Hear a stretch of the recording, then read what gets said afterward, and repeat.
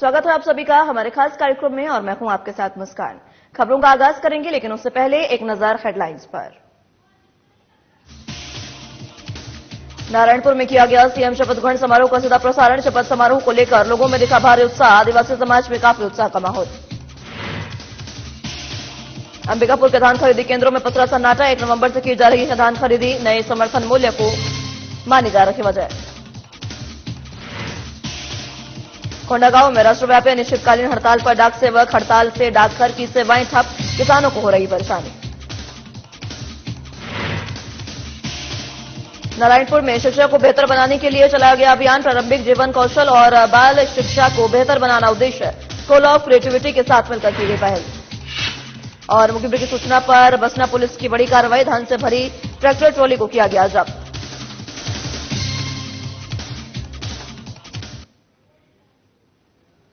चलिए तो अब खबरें विस्तार से।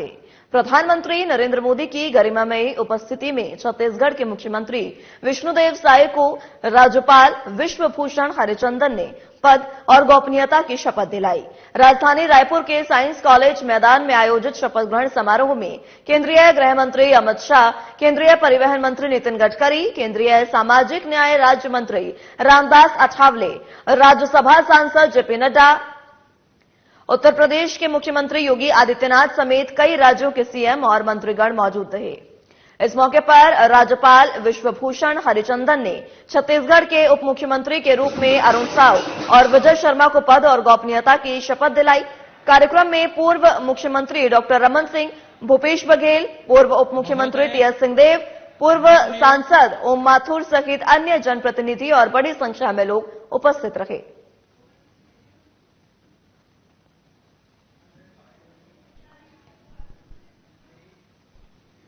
छत्तीसगढ़ के नए मुख्यमंत्री विष्णुदेव साय ने मंत्रालय महानदी भवन में विधिवत पूजा अर्चना कर कार्यभार संभाला।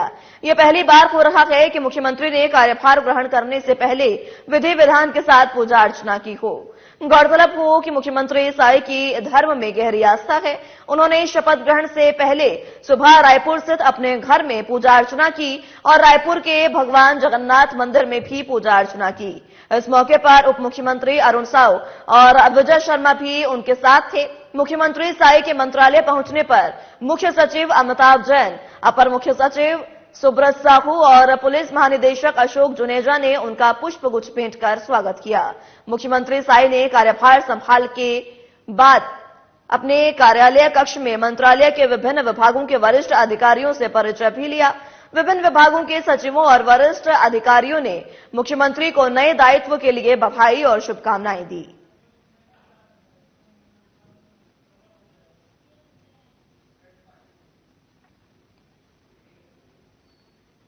मध्य प्रदेश के मुख्यमंत्री की कुर्सी संभालने के बाद पहली बार डॉक्टर मोहन यादव अपने गृह नगर उज्जैन पहुंचे, जहां पुलिस लाइन स्थित हेलीपैड पर स्थानीय बीजेपी नेताओं और प्रशासनिक अधिकारियों ने मुख्यमंत्री की अगवानी कर स्वागत किया।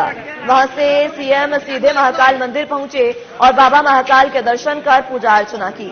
इस दौरान उन्होंने गर्भगृह में जाकर भगवान महाकाल का पंचामृत अभिषेक कर आशीर्वाद लिया। इस मौके पर महाकाल मंदिर समिति ने मुख्यमंत्री को प्रसाद और तस्वीर भेंट कर सम्मान किया। यहीं पर मीडिया के साथ बातचीत करते हुए सीएम ने कहा कि प्रदेश में नरेंद्र मोदी के नेतृत्व में डबल इंजन की सरकार तेजी से विकास करेगी।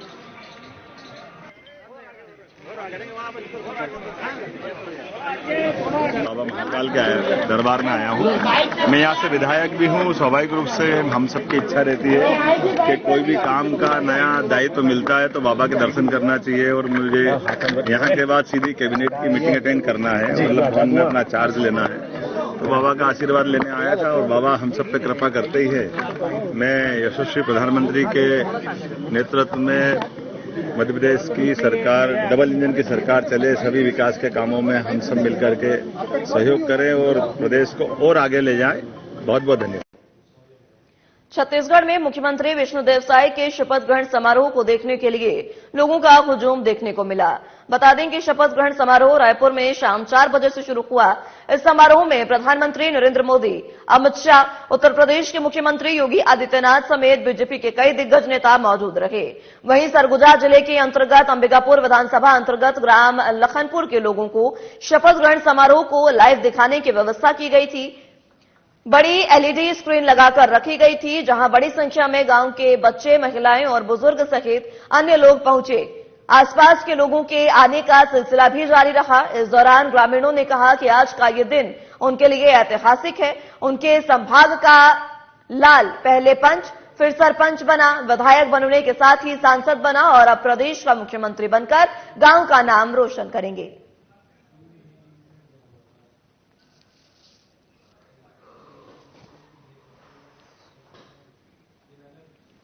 प्रदेश के नवनियुक्त मुख्यमंत्री विष्णुदेव साय रायपुर के साइंस कॉलेज मैदान में आयोजित समारोह में शपथ ले चुके हैं। शपथ ग्रहण समारोह का सीधा प्रसारण प्रदेश भर में किया गया। नारायणपुर जिले के नगरीय निकायों और सभी ग्राम पंचायतों में भी सीधा प्रसारण की व्यवस्था की गई थी, जिससे पूरे जिले वासी भी समारोह को देख सके। छत्तीसगढ़ प्रदेश के नवनिर्वाचित मुख्यमंत्री विष्णुदेव साय और 2 डिप्टी सीएम के हो रहे शपथ ग्रहण समारोह को लेकर लोगों में भारी उत्साह देखने को मिला। जिले के जय स्तंभ चौक के सामने शपथ ग्रहण समारोह के एलईडी स्क्रीन के माध्यम से लाइव प्रसारण की व्यवस्था की गई। आदिवासी मुख्यमंत्री बनने जाने पर नारायणपुर जिले के आदिवासी समाज में काफी उत्साह का माहौल देखा गया।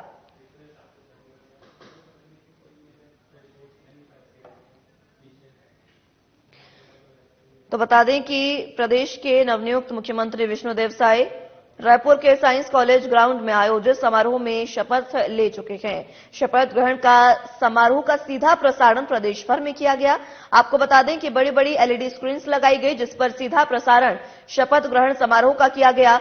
और क्योंकि इस बार आदिवासी को मुख्यमंत्री बनाया गया है, इसी को लेकर नारायणपुर जिले के आदिवासी समाज में काफी उत्साह देखने को मिला। साथ ही साथ लाइव प्रसारण जैसे किया गया, जिस तरीके से व्यवस्था की गई, उसको लेकर भी लोगों में काफी उत्साह देखने को मिला। लोगों का साफ कहना है कि इस बार मुख्यमंत्री आदिवासी समुदाय से बनाया गया है, तो आदिवासी समुदाय के जो कार्य हैं वो जल्द से जल्द पूर्ण होंगे और साथ ही साथ आदिवासी समुदाय का जो भविष्य में उद्धार है वो मुख्यमंत्री के रूप में विष्णुदेव साय करते नजर आएंगे।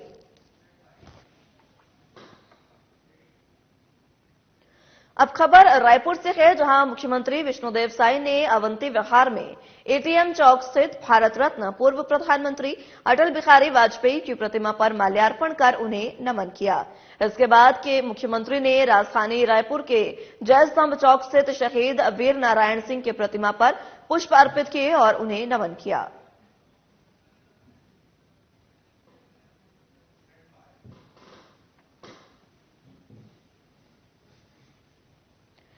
पूर्व मुख्यमंत्री कमलनाथ और सांसद नकुलनाथ अपने 4 दिवसीय प्रवास पर छिंदवाड़ा पहुंचे। वहां अलग अलग स्थान पर पहुंचकर जनता जनार्दन का आभार व्यक्त कर सभा को संबोधित करेंगे। वहीं पूरा फोकस लोकसभा चुनाव पर भी रहेगा। वहीं दौरे के दौरान अपने निवास स्थान पर पत्रकारों से बातचीत करते हुए कमलनाथ ने कहा कि भारतीय जनता पार्टी ने जो तय किया है वो अपनी सोच के अनुसार किया है। मैं आज मोहन यादव जी से मिला था। मैंने उनसे कहा कि जहां तक मध्य प्रदेश के विकास की बात है, हमें वो पूरी मदद करेंगे। विपक्ष अपना काम करेगा और मध्य प्रदेश के हित में जो उजागर करने वाली बात होगी उसे उजागर भी करेंगे।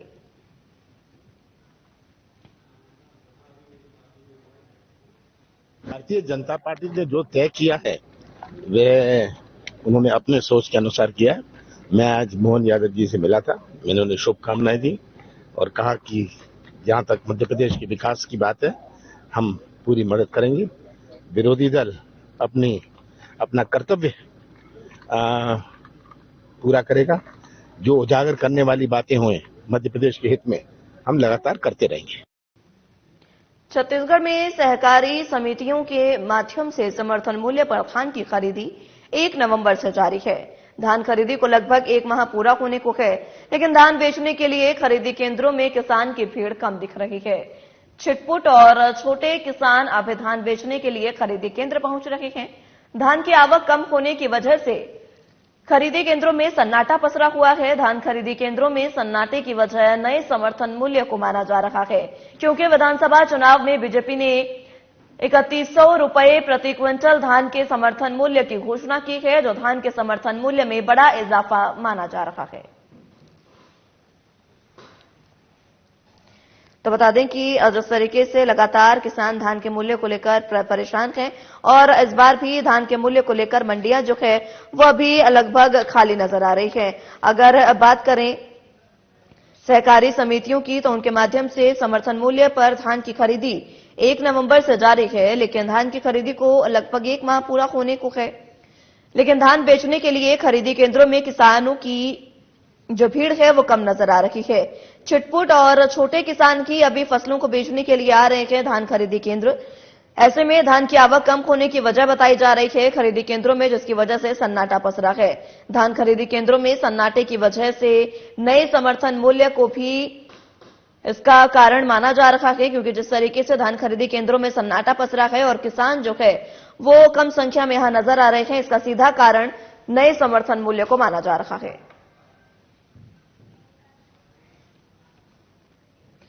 नारायणपुर कलेक्टर अजीत वसंत की अध्यक्षता में जीवन दीप समिति की बैठक 12 दिसंबर को जिला चिकित्सालय नारायणपुर में आयोजित की गई, जिसमें अस्पताल में विशेषज्ञ की उपयोगिता के संबंध में जानकारी ली गई। बैठक में पैथोलॉजी लैब, एनालाइजर को आवश्यकता, paying ward renovation, biomedical waste के निष्पादन के लिए जगह आदि एजेंडे में रखे गए। अस्पताल का पावर ऑडिट विद्युत विभाग को 1 महीने में पूरा करने का निर्देश दिया गया। साथ ही आगंतुकों के लिए पार्किंग स्थल बनाए जाने के लिए ग्रामीण यांत्रिकी सेवा को आंकलन किए जाने का निर्देश दिया गया।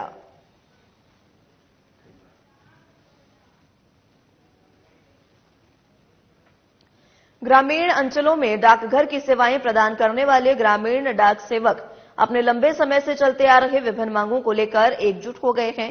ग्रामीण डाक सेवक अपने मांगों को लेकर कल 12 दिसंबर मंगलवार से अनिश्चितकालीन हड़ताल पर बैठ गए हैं। दूसरे दिन भी हड़ताल जारी रही।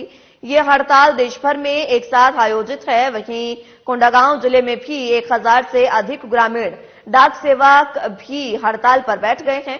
हड़ताल से ग्रामीण डाकघर की सेवाएं और व्यवस्थाएं पूरी तरह से चरमरा गई हैं। इस संबंध में हड़ताल में बैठे डाक सेवकों ने बताया कि केंद्र सरकार ग्रामीण डाक सेवकों को हमेशा से छलते आई है, जिसके चलते सभी लोग एकजुट होकर अपनी मांगों को लेकर अनिश्चितकालीन संपूर्ण हड़ताल, काम बंद, कलम बंद, टूल्स बंद कर बैठ गए हैं। उनका कहना है कि अगर केंद्र सरकार हमारी मांगों को पूरा नहीं करेगी तो हम उग्र आंदोलन करेंगे। हम लोगों को सरकार ने 4 घंटा का काम देता है और 10 घंटा काम कराता है, और हम लोग ने 16 दिन का हड़ताल किए थे, 16 में 14 दिन का। उस समय सरकार ने अपना तलवार की मैंने रिटायर्ड जज था ना, तलवार सिंह कमेटी का मतलब बैठाया, उन्होंने सरकार खुद बैठाया और तलवार कमेटी हमको दिया कि परमानेंट करो बोल के। जब सरकार ने बैठाया, हमने तो नहीं बैठाए, उसको नहीं मान रही है सरकार अभी तक। अब मैं 18 साल से काम कर रहा हूं यहाँ पर, 18 साल थे मेरे उम्र से, आज मेरा 40 साल मतलब सर्विस में हो गया, 45 साल हो रहा है।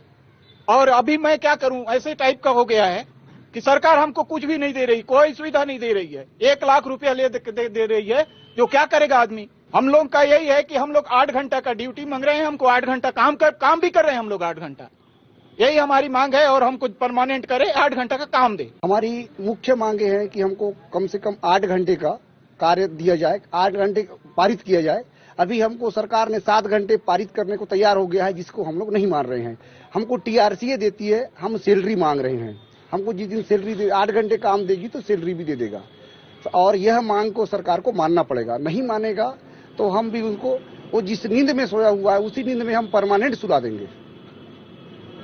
अभी दूसरा कदम उठाने के लिए हमारे यूनियन के लीडर जैसा हमें आदेशित करेंगे, जो दिल्ली लेवल पे हैं, उनके अनुसार ही हम लोग कदम उठा रहे हैं।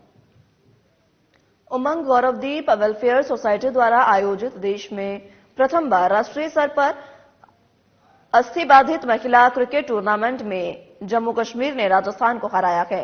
वहीं पुरुष व्हीलचेयर क्रिकेट में मध्य प्रदेश ने राजस्थान को हराया और फिर विजेता बनी। जिन दिव्यांगजनों को उनके घर और समाज में हीन भावना से देखा जाता है, उन्हें दिव्यांगजनों को इस राष्ट्रीय स्तर के टूर्नामेंट में अपना हुनर जज्बा दिखाते हुए जब देखा गया तो उसी समाज और परिवार के लोग भी गौरवान्वित महसूस करने लगे।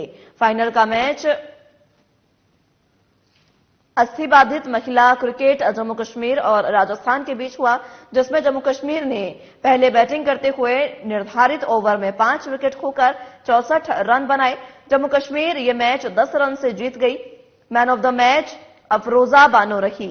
महिला में बेस्ट बैट्समैन रुबीना जान, बेस्ट बॉलर भागीरथी और प्लेयर ऑफ द टूर्नामेंट भी रुबीना जान रही। दूसरा फाइनल मुकाबला मध्य प्रदेश और राजस्थान के बीच हुआ, जिसमें राजस्थान ने 10 विकेट खोकर 100 रन ही बनाए। मध्य प्रदेश ने 8 विकेट में से पहले ये मैच जीत लिया। Man of the match Anil Singhania रखे। Best batsman Tejpal Yadav, best bowler Anil Singhania और प्लेयर ऑफ द टूर्नामेंट भी अनिल सिंघानिया रहे। मुख्य अतिथि थॉमस राय, विशेष अतिथि योगेश सोनी और डॉक्टर विजय कुमार। रामवीर सिंह सिकरवार की गरिमामयी में उपस्थिति में विजेता और उपविजेता टीम को ट्रॉफी के साथ विजेता राशि के चेक दिए गए। संस्थापक दीप्ति पटवा ने सभी अतिथियों के साथ 7 प्रदेश की 10 टीमों के दिव्यांग महिला और पुरुष खिलाड़ियों का आभार और धन्यवाद दिया। सबसे पहले तो भोपाल की जनता, यहाँ पर आए हुए दर्शकों और यहाँ पर जितना भी क्राउड का ग्राउंड्समैन और उन सभी का तहे दिल से धन्यवाद देना चाहता हूँ। जो उन्होंने मोहब्बत दी वो हमेशा याद रखी जाएगी। और हार जीत खेल का पार्ट है। हमारा व्हीलचेयर क्रिकेट जीतना चाहिए, हम तो यही दुआ करते हैं। एक बार फिर से मैं देखती हूँ मैं मेरा दिल से धन्यवाद करता हूँ और उम्मीद करता हूँ कि नेक्स्ट टाइम भी हमारी टीम को इनवाइट करें। नारायणपुर में प्रारंभिक जीवन कौशल और बाल शिक्षा को बेहतर बनाने के लिए अभियान चलाया जा रहा है। महात्मा गांधी जयंती के अवसर पर इस उपक्रम का उद्घाटन हुआ था। नई शिक्षा नीति के तहत जिला प्रशासन ने स्कूल ऑफ क्रिएटिविटी नागपुर के साथ मिलकर ये अनोखी पहल की गई। महिला और बाल विकास विभाग के जिला कार्यक्रम अधिकारी रविकांत ध्रुवे के मार्गदर्शन में इस उपक्रम को संचालित किया गया।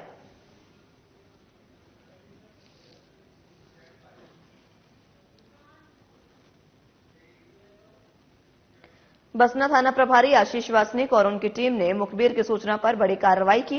इस दौरान पुलिस ने उड़ीसा से ट्रैक्टर ट्रॉली में अवैध रूप से धान भरकर ला रहे 2 व्यक्तियों को पकड़कर 102 पैकेट धान से भरे ट्रैक्टर ट्रॉली को जब्त करने में सफलता हासिल की। दरअसल पुलिस को मुखबिर से सूचना मिली कि ओडिशा से ग्राम सलप्पानी के बॉर्डर होते हुए छत्तीसगढ़ की ओर ट्रैक्टर वाहन में भारी मात्रा में धान ले जाया जा रहा है। सूचना पर पुलिस स्टाफ के द्वारा ट्रैक्टर ट्रॉली में रखे 102 बोरी धान को जब्त कर लिया गया। फिलहाल पुलिस आगे की कार्रवाई में जुटी है।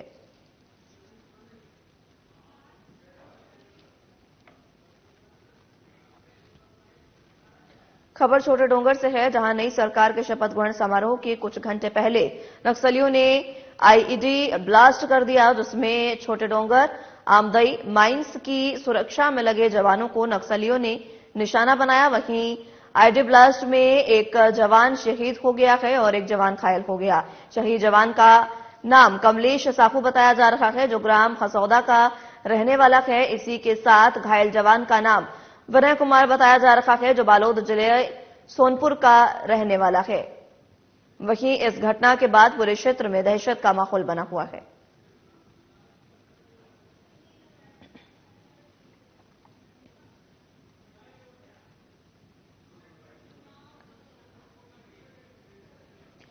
बिंद्रानवागढ़ विधानसभा क्षेत्र के विधायक जनक ध्रुव जिला मुख्यालय गरियाबंद पहुंचे, जहां उन्होंने विश्राम गृह में कार्यकर्ताओं से मुलाकात कर उन्हें चुनाव में सहयोग के लिए धन्यवाद स्थापित किया। वहीं इस अवसर पर छत्तीसगढ़ मीडिया एसोसिएशन के जिलाध्यक्ष परमेश्वर राजपूत, सचिव चंद्रहास निषाद और साथियों ने मुलाकात करते हुए तेंदुआ के हमले से घायल आदिवासी बच्ची को आर्थिक सहायता करने के लिए पत्र सौंपा। इसी के साथ विधायक ने पत्रकारों से बैठक कर कई मुद्दों पर चर्चा करते हुए कहा कि बिंद्रावनगढ़ विधानसभा में विकास के अधूरे कामों को पूरा किया जाएगा।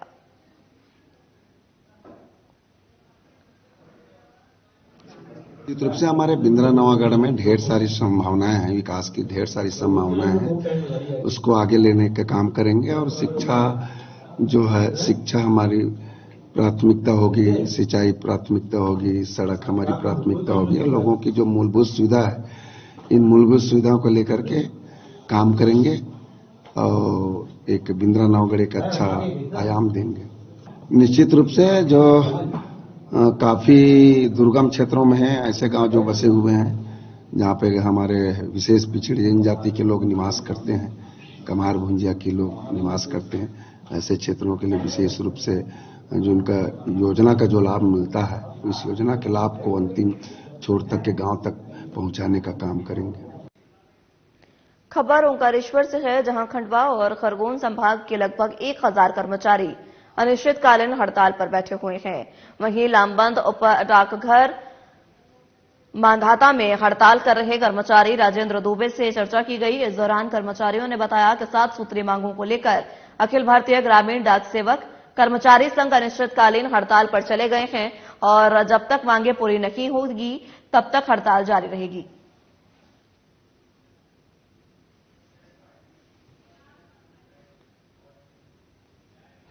कर्मचारी पिछले कई वर्षों से अनियमित रूप में कर्मचारी के रूप में कार्य कर रहे हैं और कई बार हमने मांगे की है। इस बार हमारी जो है मुख्य मांगे हैं 8 घंटे काम और पेंशन सहित सभी लाभ प्रदान करें।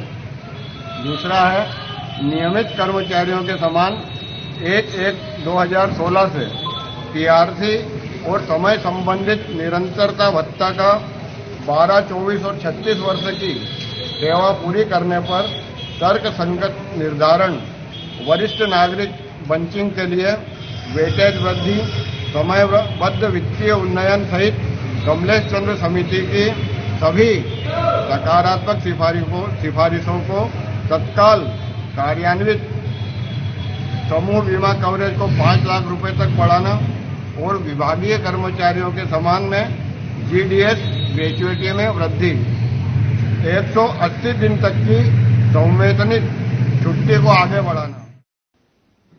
पंखाजोर डाक विभाग के ग्रामीण डाक सेवक संवर्ग के सभी कर्मचारी अनिश्चितकालीन हड़ताल पर हैं। अपने नियमितीकरण की विभिन्न मांगों को लेकर डाक कर्मचारी हड़ताल पर रहेंगे। वहीं डाक कर्मचारियों के हड़ताल पर चले जाने से ग्रामीण क्षेत्र के किसानों को काफी मुश्किलों का सामना करना पड़ेगा। बता दें कि डाक विभाग के कर्मचारी 5 लाख तक की इंश्योरेंस बीमा की मांग कर रहे हैं। उनका कहना है कि जल्द मांग पूरी नहीं होने पर वे उग्र आंदोलन के लिए बाध्य होंगे। ये हम ग्रामीण डाक सेवक हड़ताल में अनिश्चितकालीन बैठे हुए हैं। भारत सरकार जो हमारी नीतियों को दबा रही है, मजदूर विरोधी काम कर रही है, इसके खिलाफ हम उग्र आंदोलन कर रहे हैं। अभी हमारी मांग है जो मुख्य रूप से हमें रेगुलर किया जाए, 8 घंटा ड्यूटी का वो हुआ जाए और हमें बैंकिंग सेक्टर जो ग्रामीण इलाकों में भारत सरकार लागू की है, जैसा कि अभी सारे किसानों को भारत सरकार की ओर से बोनस मिल रहा है, वो हमारे ही उससे इंडिया पोस्ट पेमेंट बैंक से मिल रहा है, उसके कारण भी हमारे पर वर्कलोड बढ़ा है। किंतु जो उसके एवज में हमारा जितना सैलरी होना चाहिए उतना नहीं है। ऊपर से जैसे हम भारत सरकार के कर्मचारी तो कहलाते भी नहीं है, लेकिन हमारा ग्रुप इंश्योरेंस भी नहीं है। जैसे खुदा ना खास्ता कोई डाक बांटते बांटते किसी कुछ हो गया तो उस बारे में भारत सरकार सोच नहीं रही है। आज के डेट में तो बैंगलोर, कर्नाटक में तो जोमेटो वाले लोग का भी ग्रुप इंश्योरेंस हो गया, डिलीवरी बॉय लोगों का, लेकिन हम भारत सरकार के ढंग से कर्मचारी तो है भी नहीं, लेकिन हमारा तक ग्रुप इंश्योरेंस नहीं है। तो हमारा यही मांग है भारत सरकार के से कि जो भी है जैसा भी है हमको रेगुलर करें, वरना ये आंदोलन जारी रहे। रामगंज मंडी से भोपाल नवीन रेलवे लाइन परियोजना में श्यामपुर तहसील के अंतर्गत सीहोर जिले के किसानों ने कलेक्ट्रेट कार्यालय पहुंचकर ज्ञापन सौंपा है, जिसमें मांग की गई है कि उनकी भूमि रेलवे लाइन के लिए अधिग्रहित कर रेलवे लाइन कार्य शुरू कर दिया जाए। किंतु आज तक हम किसानों को हमारी जमीन का मुआवजा शासन की ओर से प्रदान नहीं किया गया, जबकि रेलवे विभाग ने 1 साल पहले ही जमीन अपने आधिपत्य में किसानों से ली थी। किसानों ने गेहूं और सोयाबीन की फसलें अधिग्रहित भूमि में नहीं बोई है। उक्त किसानों की भूमि पर रेलवे विभाग की ओर से पुल बनाए जा रहे हैं, जिन किसानों की भूमि पर किसी प्रकार की कोई आपत्ति नहीं है। उन किसानों का मुआवजा उनके खाते में शीघ्र प्रदान किया जाए और जिन किसानों को भूमि पर आपत्ति विचाराधीन है उन किसानों का मुआवजा रोका जाए।